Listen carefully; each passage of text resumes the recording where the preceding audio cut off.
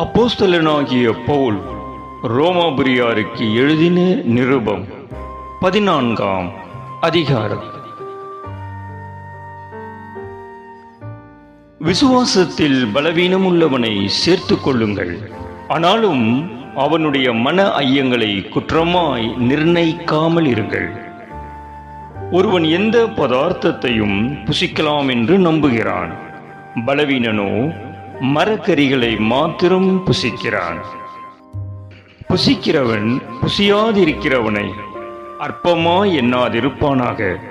புசியாதிருக்கிறவனும் புசிக்கிறவனை குற்றவாளியாக தீர்க்காதிருப்பானாக. தேவன் அவனை ஏற்றுக்கொண்டாரே. மற்றொருவனுடைய வேலைக்காரனை குற்றவாளியாக தீர்க்கிறதற்கு நீ யார்? அவன் நின்றாலும் விழுந்தாலும் அவனுடைய எஜமானுக்கே அவன் உத்தரவாதி. அவன் நிலைநிறுத்தப்படுவான். தேவன் அவனை நிலைநிறுத்த வல்லவராயிருக்கிறாரே. அன்றியும் ஒருவன் ஒரு நாளை மற்றொரு நாளிலும் விசேஷமாக எண்ணுகிறான், வேறொருவன் எல்லா நாட்களையும் சரியாக எண்ணுகிறான். அவனவன் தன் தன் மனதிலே முழு நிச்சயத்தை உடையவனாயிருக்க கடவன். நாட்களை விசேஷித்துக் கொள்ளுகிறவன் கர்த்தருக்கென்று விசேஷித்துக் கொள்ளுகிறான். நாட்களை விசேஷித்துக் கொள்ளாதவனும் கர்த்தருக்கென்று விசேஷித்துக் கொள்ளாதிருக்கிறான். புசிக்கிறவன் தேவனுக்கு ஸ்தோத்திரம் செலுத்துகிறபடியால் கர்த்தருக்கென்று புசிக்கிறான். புசியாதிருக்கிறவனும் கர்த்தருக்கென்று புசியாதிருந்து தேவனுக்கு ஸ்தோத்திரம் செலுத்துகிறான்.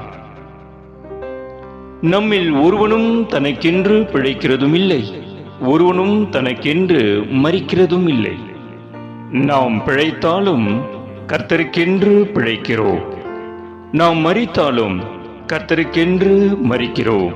ஆகையால் பிழைத்தாலும் மரித்தாலும் நாம் கர்த்தருடையவர்களாய் இருக்கிறோம். கிறிஸ்துவும் மரித்தோர் மேலும் ஜீவனுள்ளோர் மேலும் ஆண்டவராய் இருக்கும் பொருட்டு மரித்தும் எழுந்தும் பிழைத்தும் இருக்கிறார்.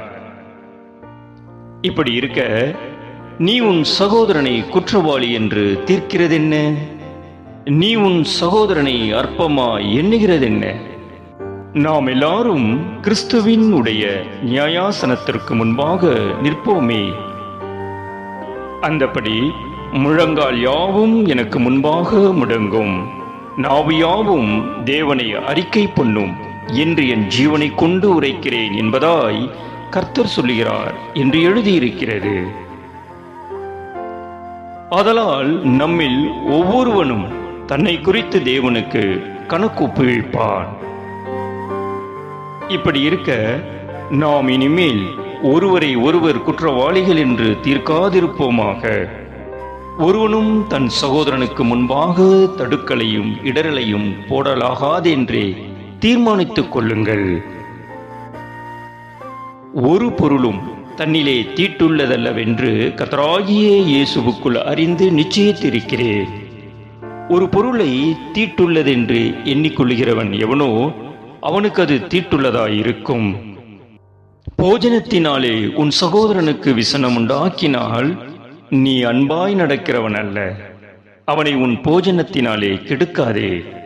கிறிஸ்து அவனுக்காக மரித்தாரே. உங்கள் நன்மை தூஷிக்கப்பட இடம் கொடாதிருங்கள்.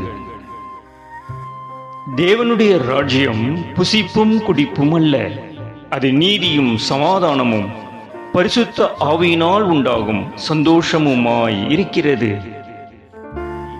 இவைகளிலே கிறிஸ்துவுக்கு ஊழியம் செய்கிறவன் தேவனுக்கு பிரியனும் மனுஷரால் அங்கீகரிக்கப்பட்டவனுமாய் இருக்கிறார்.